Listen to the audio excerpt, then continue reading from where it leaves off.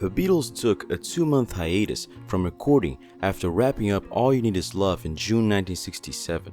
This was their first extended period of time off since they started Strawberry Fields Forever in late 1966. With a clear mind, they returned to the recording studio in August with Your Mother Should Know, which was a song more grounded and reminiscent of a bygone period, much like When I'm 64. Paul reveals, I dreamed up Your Mother Should Know as a production number. I wrote it in Cavendish Avenue on the harmonium I have in the dining room there. My Auntie Jen and Uncle Harry and a couple of relatives were staying, and they were in the living room just across the hall.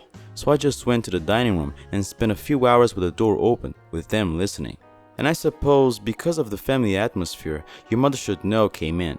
It's a very music hall kind of thing, probably influenced by the fact that my Auntie Jen was in the house. One of the reasons Auntie Jen came down to visit me in London was to talk to me about the sin of smoking pot.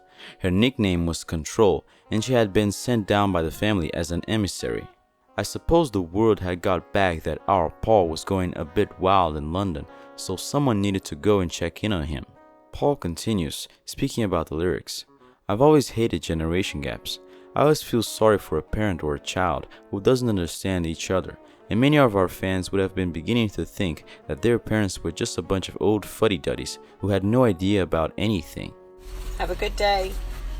Skibbity toilet, Riz. No! No! So I'm very proud of the fact that the Beatles' output is always really pretty positive. And there's hardly anything in there that sort of says, go and screw your parents or whatever. You know, it's always pretty, Let It Be, Hey Jude, Blackbird. So I was advocating peace between the generations. In Your Mother Should Know, I was basically trying to say, your mother might know more than you think she does. Give her credit. Paul reportedly wanted the song to be played during the global satellite television show Our World's broadcast, but the others preferred John's All You Need Is Love.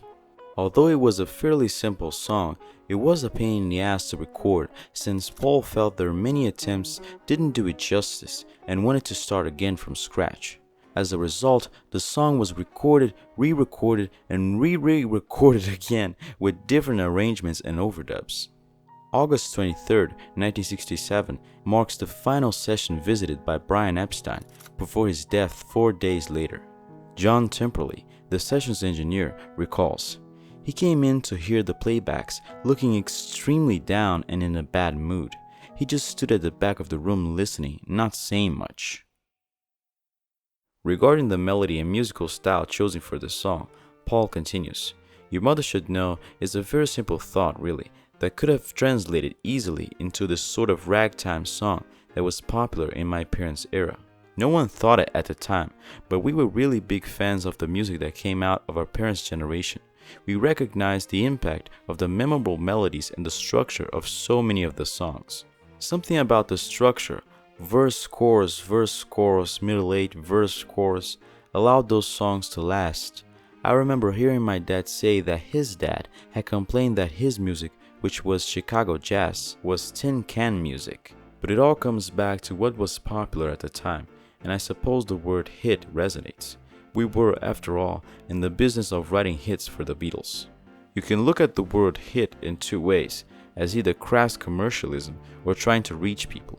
We knew that what made a song a hit before Your Mother was born was precisely what would make a hit now and in the future. I say precisely, but it's actually an intangible quality that pulls us all together. It's what makes us a worldwide community of listeners. After some rehearsal, they ran through 8 takes of the rhythm track, take 8 being deemed best. The instrumentation on these takes consisted of Paul on piano, Ringo on drums, and someone, probably George, on rhythm guitar. At the end of take 8, Paul played a simple rising 4-note piano phrase, which was then edited off of the finished product, but can be heard on bootlegs. The next job was to record the background harmony vocals, these sung by Paul, John, and George. These background vocals include the intricate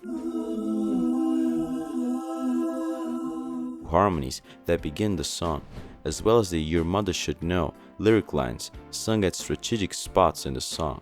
Although much work was done on Your Mother Should Know by this point, shortly thereafter, it was decided that the previous sessions didn't do the song justice, and Paul wanted to start over from scratch. Oh, good. Now I'll have to start all over again. On September 16, 1967, the Beatles entered EMI Studio 3 to start again. They recorded 11 takes of a new rhythm track with somewhat different instrumentation and arrangement. Paul sang a God vocal while he played a harmonium. John played a jangle piano, George on bongos, and Ringo on drums, featuring a military-style snare beat at times. Take 27, which is featured on the Anthology 2 compilation album, begins with Paul mockingly addressing producer George Martin with the words, Do you want us to do it again, George? Okay. With Siggy in mouth. This take was temporarily marked as best. A week and a half later, Paul decided that the original attempt at Your Mother Should Know could be saved by adding some overdubs.